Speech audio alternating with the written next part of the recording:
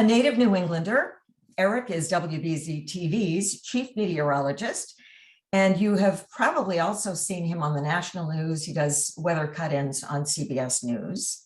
He joined BZ from the Weather Channel in Atlanta, and before that, he worked as the morning meteorologist at WGGB TV in Springfield.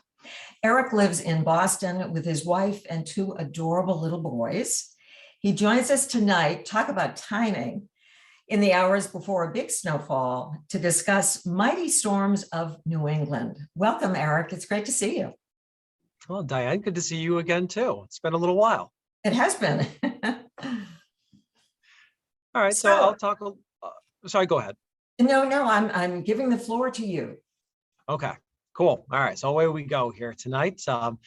I'll talk a little bit about, some of my job here at WBZ. We can do some questions afterwards. And I also want to talk about, have an overview of some of the storms, not all the storms that we talk about in this particular book, and kind of some of the tidbits that I thought were interesting about them. So kind of a sample. This book's a bit of a potpourri of a few of the biggest of each type of storm system. You look at basically everything here in New England except for dust storms. We've got our hurricanes, we've got our tornadoes, we've got our snowstorms, we've got our floods, we've got a little bit of everything. And just as soon as you're kind of tired of one type of weather, I bring something different to the table. So that's what makes being a forecaster here very challenging, very interesting job for sure. It's why there's a pretty big meteorologist per capita rate in New England and the Northeast. A lot of meteorologists across the country.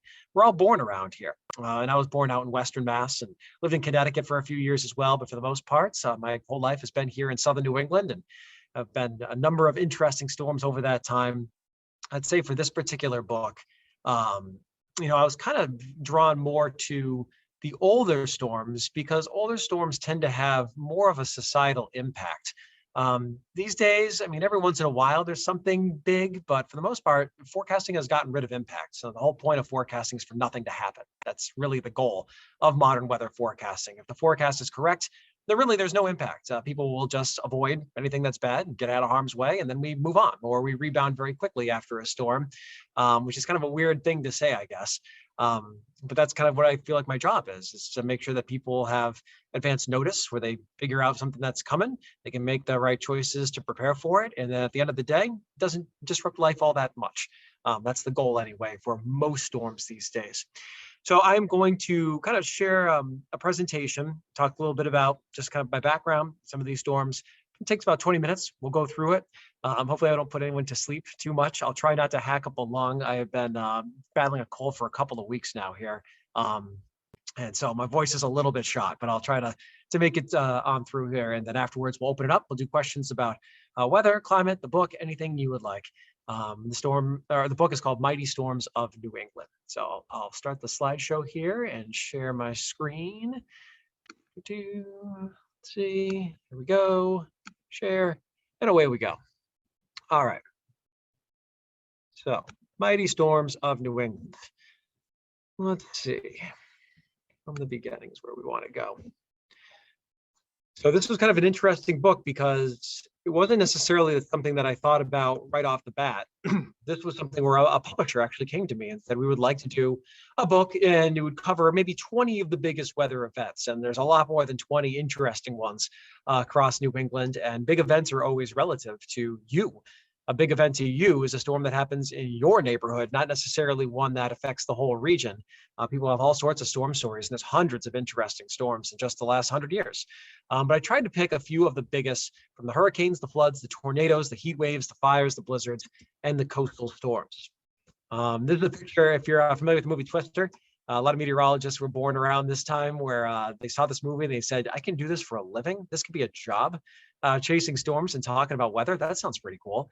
So they actually have Dorothy, which is the instrument they try to get up into a tornado during Twister, at the Weather Prediction Center in Norman, Oklahoma, which is kind of the ground zero for severe weather forecasting. Went down there for a conference. I grew up personally in Southwick, Mass. and South Windsor, Connecticut. I've always been kind of interested in the weather. I can't pinpoint one exact storm. A lot of meteorologists talk about the one. For Barry Burbank here years ago, it was Hurricane Carol that got him into it. I know for Daniel Niles, it was about Hurricane Gloria and Bob. And for me, it was a number of storms growing up, but I spent a lot of time outside. My family had a small farm and orchard. We did a lot of camping, a lot of fishing. When you're outside, you notice the weather a lot. I was definitely the kid who was making snow forecasts about snow days. A lot of the magic of that is gone now. You don't listen to WBZ news radio or TV anymore for the, maybe you do check in, but everyone gets a text message the day before. Everyone cancels well in advance now. It's not quite back in the day where the kid in middle school was making the call for the next morning. I went to the University of New York in Albany for atmospheric science, and I was lucky to start in Springfield, Mass, close to home. And then I worked at the Weather Channel. And I thought the Weather Channel was such an amazing place to work because our focus was really the big storms. I mean, it's not the day-to-day, where local weather is more of a dialogue of weeks and days and how things kind of go together and daily planning. The Weather Channel is all about where's the big thing happening, and you go to it.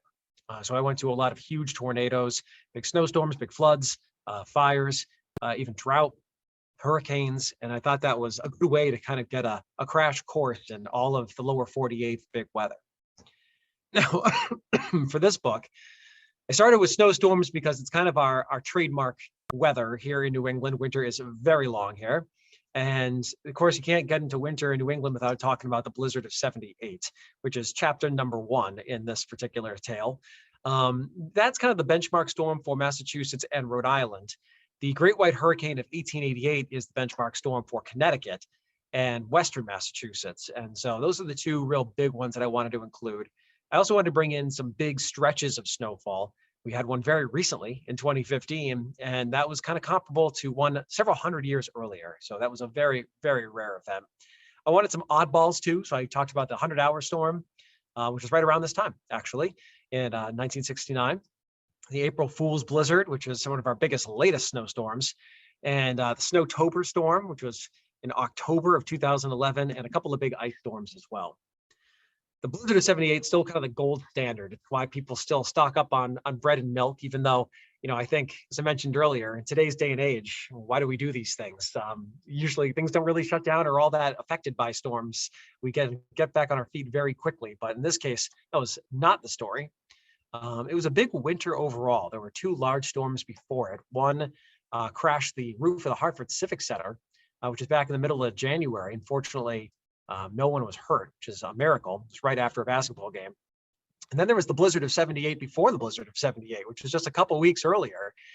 And the forecasts were not great leading up to this. So there wasn't a whole lot of confidence about this storm. And it also started a little late, which is why a lot of people in those classic scenes got stuck on the roadways for a very long time, up and down 128 in particular. Some of those iconic images there. So very slow moving storms. This took a couple of days. Thousands of stranded motorists with it. Snow totals were over 40 inches in some spots, especially into northern Rhode Island. And 2,000 homes were destroyed, including the outermost house on the Cape. If you read Henry Beston's book about that, it's another iconic spot. Motif number 1 in Rockport was also destroyed by that storm, and then a replica was rebuilt. Sorry. Some oddball storms. The 100-hour storm, several days long, would not leave. It wasn't necessarily the most powerful thing you'd ever seen, but it just sat there. And they got 76 inches of snow at Pinkham Notch and about 100 on top of Mount Washington. To put that into perspective, they're just over 100 inches for the entire winter season this year on top of Mount Washington from October through now. So this was a pretty wild event. And you see that red, those are big snow totals, over 30 inches over a huge swath, Maine, New Hampshire, and northeastern Massachusetts. This was the biggest snowstorm on record in Boston until the blizzard of 78. We also talk about some long haul storms. This is a picture from Hull that I really liked after one of the big ones in 2015. 94 inches in 30 days. This was just ridiculous. Not just for the snow, but the cold. 43 straight days we went without hitting 40 degrees, which really just doesn't happen anymore. There's a graphic that I share a lot about Blue Hill Observatory and top 10 months, top 10 warmest versus top 10 coldest. And in the past decade, there have been 45 top 10 warmest and 1 top 10 coldest. This was the one. And then the 1717 Blitz, they think that was in part due to some very active volcanic time. A lot of large eruptions around that time. It's also around the time of the year without a summer. It was in the Little Ice Age. And so there was some potential for some long winters and big snowfalls around that period. Let's switch gears. Let's talk about some summer weather, some hurricanes. So there's lots of notable tropical events. For the hurricanes, I went with the Category 3 storms. These are the real outlier hurricanes. They happen infrequently, but they are the most damaging when it comes to winds and storm surge. The last time we had a major hurricane in southern New England was Carol and Edna, and that was about 70 years ago now, so it's been a long time. Before that, we had the hurricane of 38, the Great September Gale of 1815, and the Colonial Hurricane in 1635. But Carol's the most recent one. It knocked down one of the transmission towers here at WBZ. It was a busy period of New England hurricanes. We had a number of them around this time. This is a picture of the eye in Connecticut. And normally we don't see eyes in hurricanes up here. They lose their tropical characteristics when they get up to New England. But this one was moving pretty fast, and it still managed to look very tropical when it got here. Had a 14-foot storm surge into New Bedford. And then just 12 days later, Edna hit the Cape and the islands. So imagine in the media environment now, social media, TV, and otherwise, where you had two major hurricanes within 2 weeks into New England. Also considering it's been 70 years since we've had just one. So that was a wild back-to-back. And there was a storm, you take a look at the letters, right? There's Carol and then there's Edna. Well, what happened to the D storm? Well, there's another one that just missed us in between those two hurricanes. And it was just out to sea. So that's wild. I think you have 3 in a row within 2 weeks, all passing over or right next to New England. 38 is probably the most infamous hurricane for us. 38 was at a time where there's just no warning. It's impossible to fathom now, but imagine just waking up, you go to work, worst storm of your life hits 2 hours later. You had just absolutely no idea what was coming. And I'm kind of drawn to these types of storms before people really had any way of knowing what was about to hit them. It took a hook inland, kind of like Sandy, and that puts a lot of the strongest wind and the storm surge right over New England on the right side of the track. Nearly 700 people were killed here, lots of boats destroyed, big wind gusts. There's a dirty little secret about the wind gust at Blue Hill Observatory. It wasn't actually measured, it's estimated. From the peak winds before their instruments broke, and also by measuring the cloud speed overhead. So they think that's about as strong as the wind got at Blue Hill Observatory. And 5% of all the forests in New England came down in 38. That's about the size of the White Mountain National Forest. That all came down in a few hours. So think about a storm like that now and the power outages that would result from that. Then we go way back to the 1635 Great Colonial Hurricane, and you wonder, how do we know how strong a hurricane is, or if one even hit from a time that was nearly 400 years ago? Well, people were really observant back then. They had to be to learn about their new home. People had just really started, the settlers from England had made their way here and started colonies. And a lot of the governors of the colonies were making very detailed notes of this storm. So between some of those notes, you can figure out which way the wind was blowing. You can figure out where the center is from those points. You can kind of get an idea for the track. And then Brown University went back and they looked at sediment data, like an ice core, but you dig down into the ground, down the beaches in southern Rhode Island and Massachusetts, and you can see the layers of deposit from big events. So they can figure out what the storm surge was, and from there, you can decide how strong the hurricane was because you know that relationship between pressure and strength and how much storm surge would be generated. So there's ways to look back at these old events and really put it all together. Another section that we dig into are major floods, and the tropics play a part in here. I did the 2 biggest floods in Vermont, which are Irene and the 1927 floods. I did the worst floods in Connecticut and parts of Massachusetts, which are Connie and Diane in the 50s, so a wild time. The 50s had some crazy weather. And then the 1936 Connecticut River flood is also one that's in there. Connie and Diane are a good lesson that you don't need a landfalling tropical system to cause really big impacts. Neither of these made landfall in New England. Neither one of them was a hurricane. And they ended up producing some of the worst flooding that we have ever seen in the area. Connie was more kind of a north-south line, mostly through the Berkshires, the Greens, and the Litchfield Hills.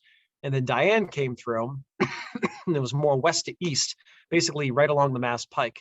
And where they intersected, we had some incredible rainfall. And you can kind of get a sense for where some of the worst flooding was here, out in Western Mass and Western Connecticut. Had over 25 inches of rain during this period. Still the 24-hour rain record at the airport in Windsor Locks and Winston, Connecticut, Torrington, places with a little bit of elevation. This is where we saw tremendous damage with these floods. Then Irene came along, and Irene took out a number of very famous bridges, houses. It's kind of a lesson that you don't need as much rain in New England as you do in other parts of the country to produce big flooding. Irene only brought down 3 to 8 inches of rain, which you think about it in a place like Florida or Louisiana, just goes into the sand, no big deal. When you've got big terrain, rocky substrate, things really start moving, get some velocity, they can be very, very damaging.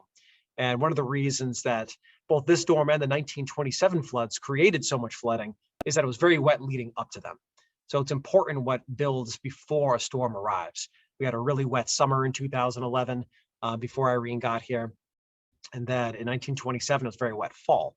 And then that storm was actually in November that created all of that flooding. Then we dig into a couple tornadoes. This is a section that could have been a lot longer. We're kind of limited by book size and how many storms they really wanted to cover in this one. So I picked the deadliest and the most expensive, the costliest tornadoes. And the deadliest is the Worcester tornado in 1953, those 50s again. And then the most expensive was the Windsor Locks tornado because it had a direct hit on the airport there in the Air Museum. So many aircraft and very expensive pieces of property damage that it was still one of the most expensive tornadoes that's hit in the United States, not just in New England. And Worcester was just extremely rare because it was a classic, something you'd see in Kansas type of tornado. We really do not see these very often at all. It was an interesting time because they had never had a severe thunderstorm warning or mentioned the word tornado in a forecast before. And even on this day where they thought there might be one, they didn't say anything about tornadoes in the morning because they didn't want to alarm anybody or create too much panic. So again, it's one of those things that's changed so much. I mean, now we would talk about the chance of tornadoes 5 to 7 days in advance, probably. Then you'd have outlooks and you'd have watches and you'd have warnings and on it would go. But back then, it was taboo to even mention the word tornado. Obviously, radar was not really in use. This was one of the first tornadoes ever captured on a radar image. It was a research radar from MIT, and this is what it looked like. Pretty rudimentary stuff, but you can still see that hook echo showing up from the storm. There were several big tornadoes this day. It wasn't just the Worcester tornado, and it was the costliest tornado in the US until 1979. So a place that's not known for major tornadic activity held a very high ranking for a very long time. And then a totally different type of storm. Worcester was the day where it gets really hot and humid and you see the clouds building and then the huge storm starts rolling down out of the hills and it comes down into the valley and you've got your tornado. Windsor Locks was a chilly October day. Basically 60 degrees, 50s to around 60. Little warm front was lifting up across the Connecticut River Valley. A tornado spun up on that warm front and it came right through the airport, and an F4 tornado at that. So it goes to show you that there really isn't always necessarily a season for a big storm. Even times where you might not expect something like this, October can still produce severe weather, as can November, and we've had tornadoes in December to go along with it.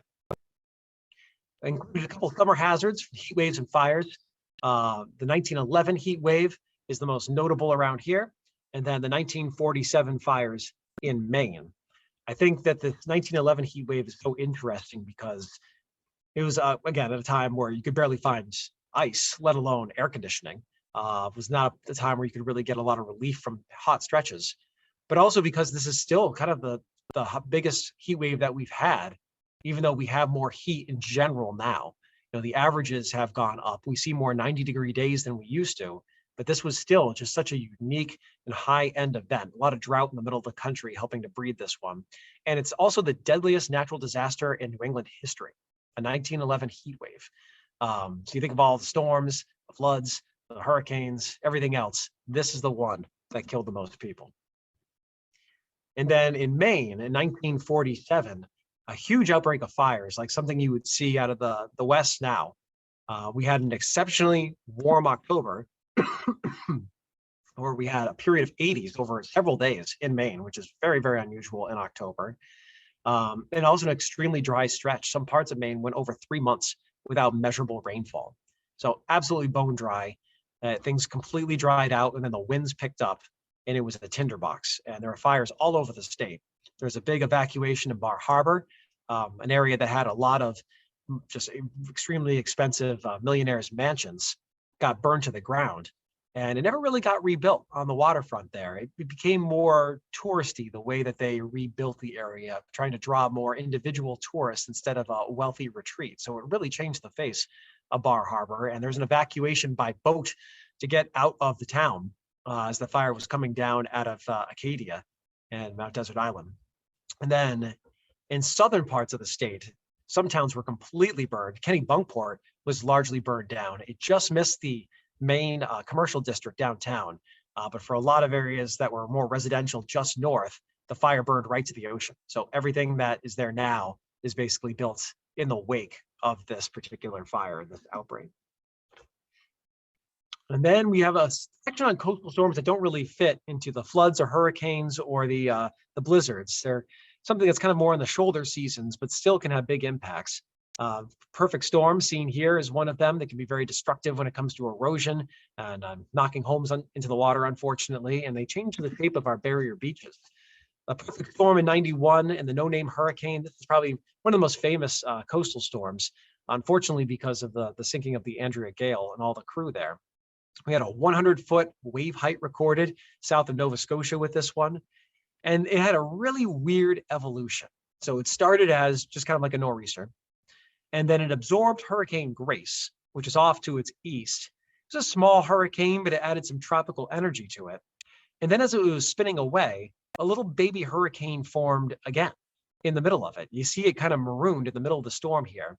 So these large extratropical cyclones, they'll usually draw warm air into the center, and you get like this little moat of warm air that hangs out near the middle of the storm. Well, that's where a hurricane decided to spin back up.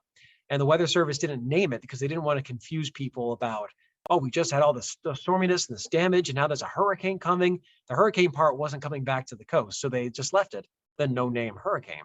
And an interesting tidbit, last year we had Henri. The storm would have been named Henri. It was the same storm list. Chatham gusted over 60 miles an hour for over 15 hours, and the erosion was severe at the coastline. A lot of homes lost during the perfect storm. And the Portland Gale is another kind of start of the cold season storm, which was named for the sinking of the Portland.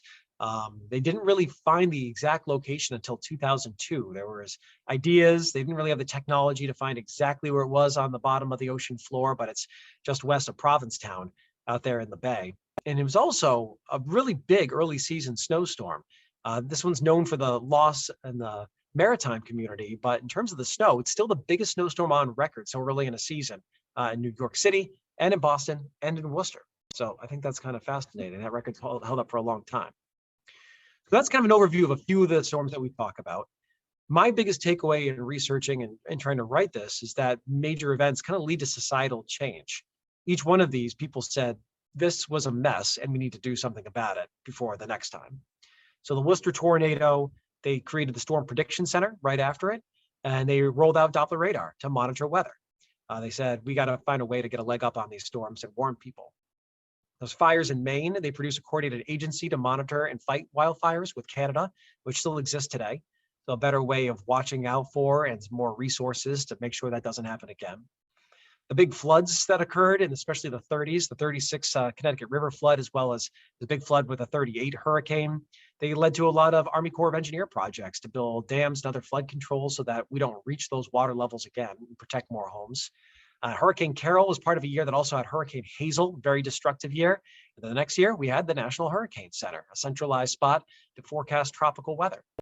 And that 1888 blizzard, people said after just a complete mess in the streets, there was so much snow and damage, said we got to find a way to travel underground safely so we can get from A to B and not have to deal exclusively in this type of weather. And the subway systems began. And of course, because it's Boston, we beat New York and had the first subway system in the country, and New York started just after that. A logical question I think a lot of people ask after looking into some history is, how will climate change kind of affect the future? My 2 cents is that water is the biggest issue for us here in New England in 2 ways, one from sea level rise and the other from increasing high precipitation events. whether it be heavy rain or heavy snowfall. It really stresses out infrastructure, and we've seen a pretty notable increase in those types of events. There's lower confidence on what climate change might do to severe storms and tropical cyclones. We don't know if it's leading to much of an increase in either. In terms of severe storms, you might expect a little bit more of a northward creep when it comes to tornadoes. And in tropical cyclones, we've seen kind of a slower movement of a lot of storms. We've also seen more rapid intensification of storms, and we've seen heavier rainfall in some of these storms. So that might be some impact on what we see here.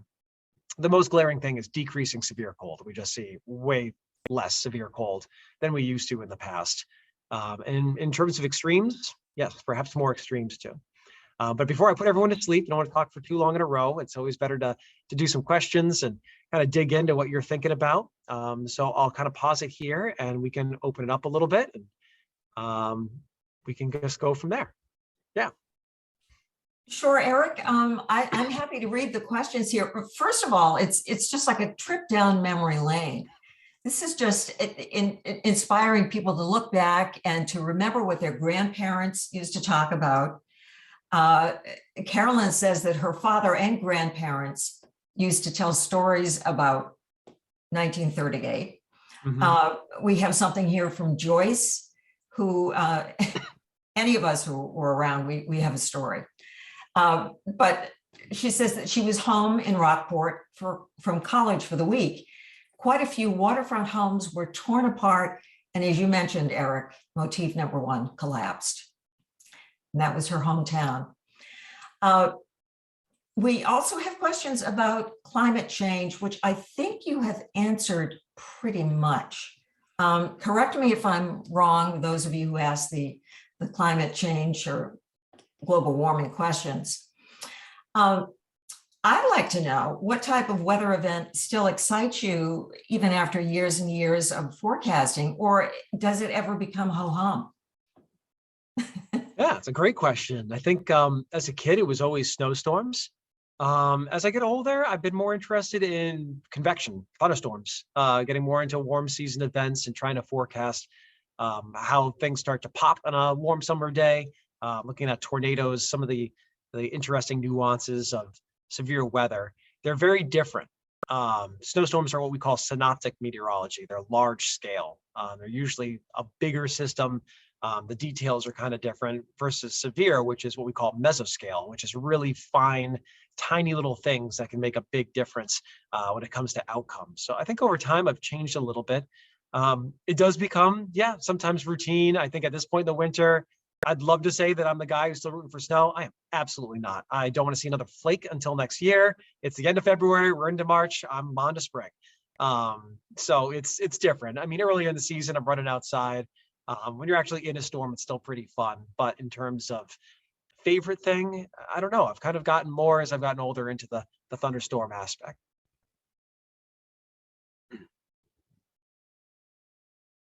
Yep. Diane, I think you're muted. Thank you. Yep. Meg asks, what about the increase in water level expected, especially in the Northeast? And what will the water levels be in Boston and Salem in the coming years? Yeah, so our sea level is up about a foot in the last 70 to 100 years or so. Boston is an interesting city in that it's built based on tide levels. So Boston doesn't really see wave action because the harbor islands, they really shelter it. It's a nice harbor. It's why they decided to build a big, beautiful city there because it's very protected. But so it's built on the premise that the tides don't change, that water levels fluctuate with the moon and the sun, and that's about it. So a foot has become noticeable. We're seeing more sunny day flooding in Boston and surrounding areas, which means basically flooding without a storm. And if you add another foot to that, it's going to start to become really consistent. You're going to see basically every high tide water in the vulnerable areas. And they're expecting about a foot in the next 30 to 50 years.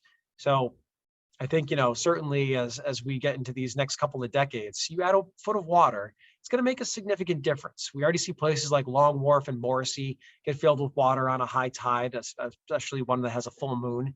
But basically what it does is it brings some of this nuisance flooding in as a monthly occurrence, but then you're loading the dice for if something times out with a storm, and then you bring in a storm surge on top of one of those tides, then you have water in a lot of places.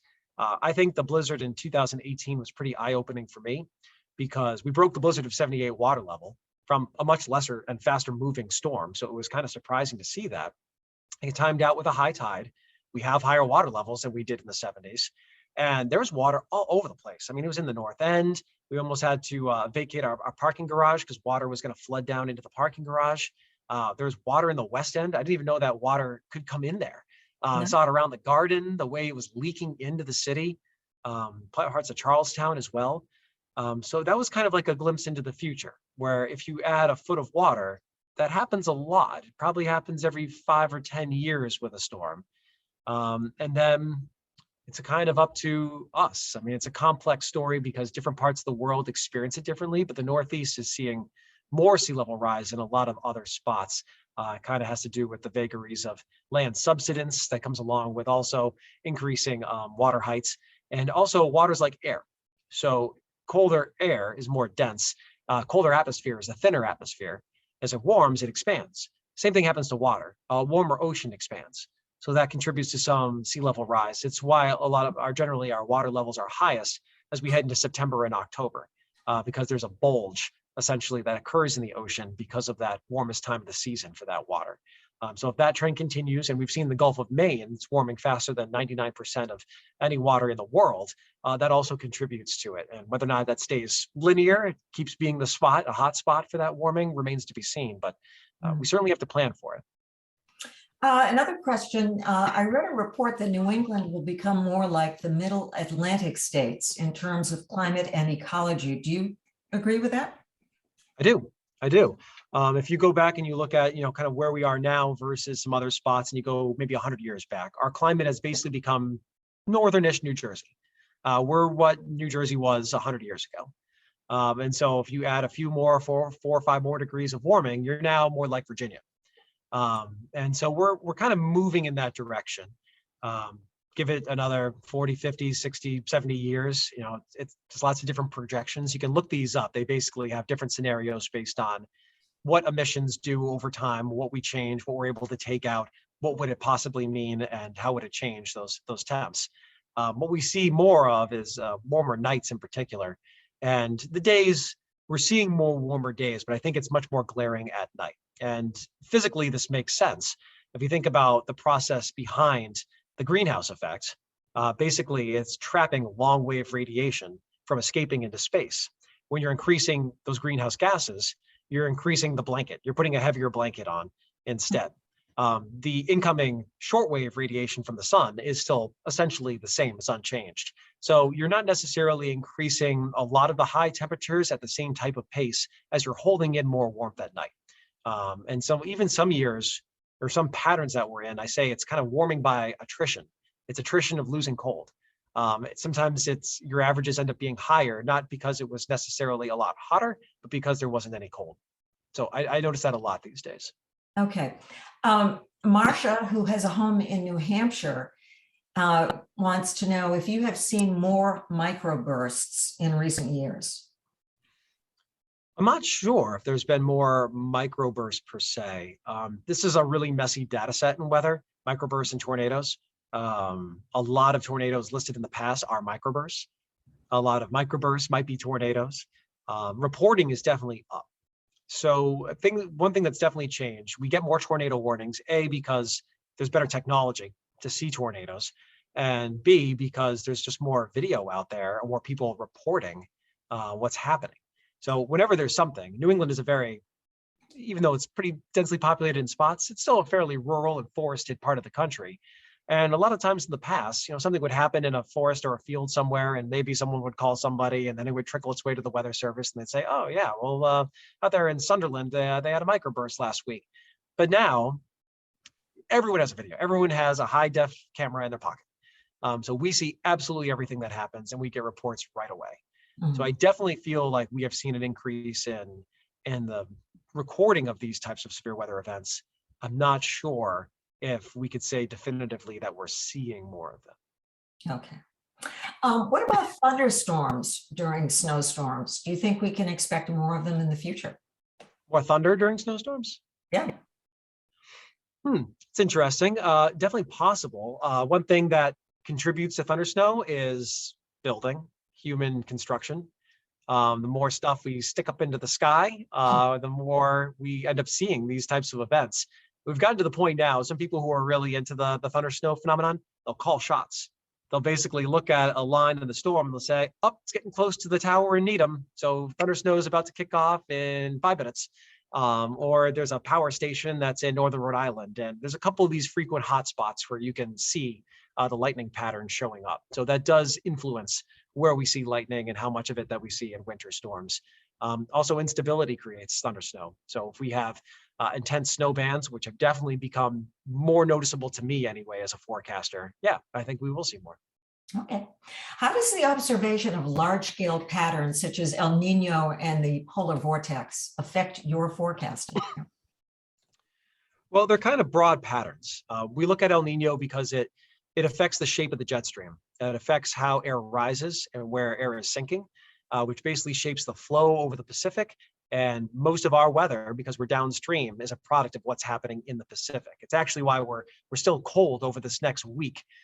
There's a passage of what we call the MJO, which is kind of, it's not El Nino, but it's in the similar idea. The MJO is a way of tracking where there's a lot of thunderstorm activity in the tropics, especially out toward Indonesia and India and Australia. And this is an important region because it affects that jet stream. So right now what we're seeing is a flare up of that convection. We call it, it's an MJO phase 3 to 4. And so that's leading to a jet stream that powers up. That is something we call a jet extension. We see that jet extension develop. And then at the end of that extension, you get what we call a wave break. And a wave break is basically where at the end of it kind of stops and then it peels off and then it might produce a big ridge. And then the ridge has an effect downstream. So it's all really connected. The Pacific is a really powerful thing that we look at. Right now, that MJO is what we call deconstructively interfering with La Nina. So La Nina right now should be giving us a warm pattern. But because of what's going on out there, you're basically overriding what's happening with La Nina. You've got this big ridge that's blowing up over Alaska. There's a ridge over Alaska. There's a trough downstream. The trough is us. We're in the cold. So cold weather is going to stick around for as long as that pattern holds. So we spend a lot of time looking at what's happening in the Pacific, no doubt about that. Okay. Are you expecting more drought conditions? That's a question from Meg. Locally, I'm not. I haven't seen any research saying that we would expect more here. It's definitely something that, is different in different parts of the world. If certain circulation patterns become favored, certain areas might dry out and certain areas may become wetter over time. What we've seen is a very persistent pattern over the Western US that's produced a lot of dry weather for them and a really bad drought. And it's been something that's going on for about 10 years now. For us in the Northeast, we usually don't have big droughts. I mean, we have dry spells, but they're not like something that has the impact of a Western drought or a Midwest drought. And overall, we've seen increasing precipitation in the Northeast. So I don't think it's something that we're expecting more of here, at least not right now. Okay. I don't know what your time frame is, Eric. Do you have a cut-in coming up on BZTV, or Excuse me. Stay with us a few more minutes, or? Yeah, I can say it around 8. Oh, okay. That's great. I didn't know if the studio was beckoning. So yeah, I wanted to make sure that everybody saw on the chat what Carolyn has put in about how to access your book, how to buy your book. Whoops, there we go. How's that? This is the book, Mighty Storms of New England. And if you go into the chat feature, you can see the link. So if you want to buy the book, it's really interesting, all these little nuggets. Before we let you go, we have to ask you about the storm that's coming in. Is it going to be a big one? Depends on your definition, I guess. It depends where you live too. It's not like a storm that has all the accoutrements, if you will. It doesn't have a lot of big wind or a major power outage risk, no coastal flooding, no major waves, anything like that. It's basically about snow and sleet. The biggest totals, what we're expecting, where you might get around a foot or so, would be in northern Mass and southern New Hampshire and Vermont. It looks like especially around that Route 2 corridor and then heading north of that, that's probably going to be our biggest zone for snowfall. Boston right now, we're still going 4 to 8. Boston is a little bit tricky because it's on two different lines. One is kind of a coastal front that'll bring some warmer air in. The other is watching that sleet line as it races northward tomorrow morning. So I think that that's going to end up compacting down some of the snowfall that we see in the city as the day goes on. So our biggest snow depth in the city will probably be around 9 a.m. And after that, it might actually come down a little bit as we get some warmer temps in the sleet. In terms of the south of the Pike areas, I'm expecting that sleet to mix in during the morning fairly quickly. A couple hours will make a huge difference. So if it comes in a little faster, I mean, we're only going to get 2, 3, 4 inches of snow, and then it's going to be sleet. If it comes in slower, we're going to get more like 6, 7, 8, 9 inches of snow, and then some sleet.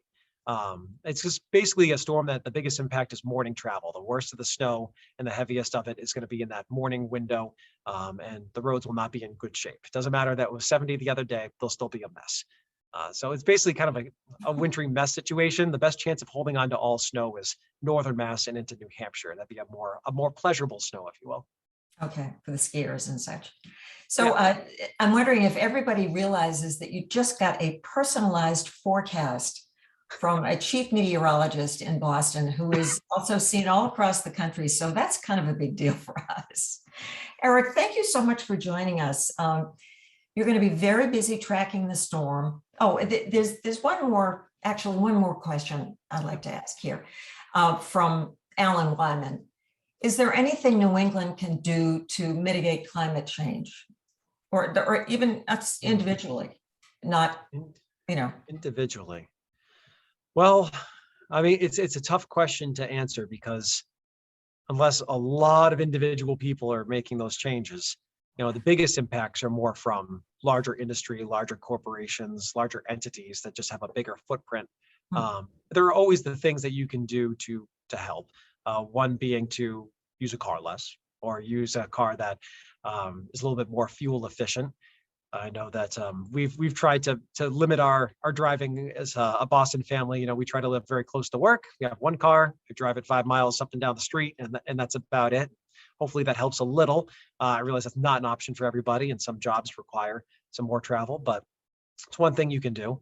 Trying to get off the grid a little bit. A lot of people go into solar these days, or geothermal for heat. These are things that really help out. I've seen geothermal really come on strong, it seems like, over the last couple of years. So that's definitely an option. And although we're not necessarily the sunniest place in the country or known for it, I mean, I know a lot of people who have solar and barely pay for their electricity all year long. There's a couple of cloudier months that come along, but it definitely will make a big dent, a big difference. Another question from Joyce. Given the increasing sophistication of forecasting technology over time, where is your experience and judgment most critical as a forecaster? That is, what distinguishes great forecasters from those who aren't so great? I guess I'd be biased if I answer this. Don't throw anybody under the bus. I think the difference is communication. It's communication skills. It's not necessarily the forecasting. It's the communication and the sociology behind weather. It's trying to say the certain things that elicit the desired response to avoid problems. So that's basically what forecasting comes down to me, because the actual forecasting itself doesn't vary a lot anymore. Years ago, you might tune into 4 different TV stations and see 4 very different forecasts. It doesn't really happen so much anymore. Everyone tends to be in line. We kind of go down with the ship together, or we're all right together, but you normally don't see one person who's totally doing something different. So if you're all kind of putting out the same information, and the models have gotten better, certainly they still are wrong sometimes, but they've gotten a lot better. The difference is communicating what's happening and trying to figure out what people are looking for from their information. It's delivering it in a way that they can understand. And if you're successful in that, then you can be a great forecaster, not just here, but anywhere in the country. Everyone has their own styles. Everyone prefers a certain style, and that it varies a lot amongst different people. So there's no right or wrong answer, because some people in one area will love one particular method of delivery or one style or one look, and other people are going to like someone else. As long as they're getting good information, then I think it's a win. I don't know if you can answer this. And I used to work at WBZ, but on the radio side, we used to do 2 ways together. But do you ever feel pressure to hype a storm to increase viewership? I don't. I mean, personally, I'm a pretty conservative forecaster. I'm more likely to crap on something than I am to hype it up, I would say. So it's, there's never anyone who's like, hey, can you say this? Can you say this? I mean, sometimes I realize the reality, not just from producers, but people out in the world. If I say 6 to 12, no one will see anything but 12. 12 is the number that everyone will see. That is just, I guess, human nature, human behavior. So there's always a battle with that. I'll go into scripts every day, and if I see something that I think is not accurate, I'll take it out or I'll change it. So I do try to keep a close eye on things, make sure everyone's kind of on the same page, know what we're talking about. But every day we try to go in, talk to everybody and say, here's the deal, here's the story, here's what we think is a problem, here's what we think isn't a problem, and we go from there. So I definitely personally, I mean, no one goes out of the way to be wrong. I'll put it that way. No one is going to put in the effort to have a bad forecast. They're trying to be right. The goal is to be right. Right. And you are, well, what do you think your batting average is? I did a study a few years ago. It's still on our website. You could Google it. It's, how accurate is a WBZ weather forecast? So you could look at all the numbers for a year. I wrote down all the forecasts, put them in a spreadsheet, ran the math, taking a look at where the accuracy was on day 1, 2, 3, 4, 5, how it changed over time, what seasons were easier than others, were there any biases involved? That's still out there on the internet if someone wants to look for it. The problem, with weather, it's interesting because most days does it matter to a high degree? Is there a lot on the line with the weather forecast? People are really just looking for accuracy on the big days, right? And they're looking for the storms and the timing of those storms and the fine details for those. And there's maybe 30, 40 days a year where you really have that. So I guess that's probably where the next case study should be. The most challenging thing is still snow. Snowfall is the hardest thing that we try to forecast. There's just too much that goes into it. It's interesting. If you were forecasting rain, say for this storm, we would say 0.7 to 1.1 inches of rain. Done. Like that will happen. That'll verify. Easy. Snow's not like that because you know how much moisture is going in, but we're trying to run the math of what's the lift in the snow growth layer. Is the temperature right for dendrites, or is it going to be needles or plates that form instead of those classic snowflakes? Is it, how cold is the ground? What time of day is it? What's the sun angle? What are the conditions leading up to it? Will there be any mixing? Is sleet going to get in there? It's just this whole different calculation of trying to figure out what's going to happen when that snowflake forms that makes it so challenging. It's absolutely, without a doubt, the hardest thing we do. Much more complicated, I think, than any of us would imagine. Yeah, it's not as easy as just here comes the storm and here's the precipitation and it all falls at snow at this ratio and that's that. It doesn't work that way. Some of the storms that have overperformed on us earlier this year, which is a euphemism for your forecast was bad, they've been because the snow ratio was really high. So again, the precipitation would have been exactly right. You could say there's going to be 0.3 inches of a rain shower today, and that would be accurate. But that 0.3 inches could be 1 inch of snow or 7 inches of snow. And so in that last Valentine's Day storm, that 0.3 was 9 inches of snow in some towns. So that is the challenge. It's trying to figure out what type of snowflake is forming, how it's going to sit on the ground. And there's just a lot involved with it. And as a forecaster, you really never want to overperform. Yeah, I just want to be right. I don't want to be on the low side or the high side. I just want it to be right. And we make it kind of hard for ourselves these days. Back in the day, they would have just said, it's going to snow tomorrow. Put a 2 to 8 out there or 5 to 10 and call it a day. We're trying to hit smaller ranges, smaller zones, more, mesoscale areas because the technology is better, because there's a chance to try to do that. Right. And it's obvious that you enjoy it. Even though sometimes you say it gets to be a little ho-hum, oh, another snowstorm, I'm panicking, but you present it just so well. We enjoy it so much, those of us who watch you, locally and then in the national cut-ins. Well, thank you so much. It's definitely, an honor to work in Boston. It was kind of the life stream to get back here to this spot. And I'm so fortunate that it happened. Get to work with some really smart people and forecast a really challenging area. And so we'll do it as long as we can. Excellent. We'll be tuning in. And again, thank you so much for joining us. And make sure you get some tea with some honey tonight. to I've got it ready to go. The ginger tea is at my desk. Oh, is it? For this, to wrap up. And I'm actually, even if the forecast is terrible tomorrow, I'm not at work because I'm taking a day to rest and try to get my voice back and my cough back. So I'm not evading anybody. I'm not there tomorrow. We've already scheduled an evening off as the storm will be done. You can have fun with the little ones. Yes, that too. Wonderful. That's great. Well, thank you again. And check out the calendar listings, and this is for our audience, of things that are coming up. Our website, of course, is salemathenaeum.net, and you can check out what's coming next. We enjoyed your program so much tonight, and I hope the next time we see you, Eric, it will be in person. Sounds good to me. Thanks for having me. All right.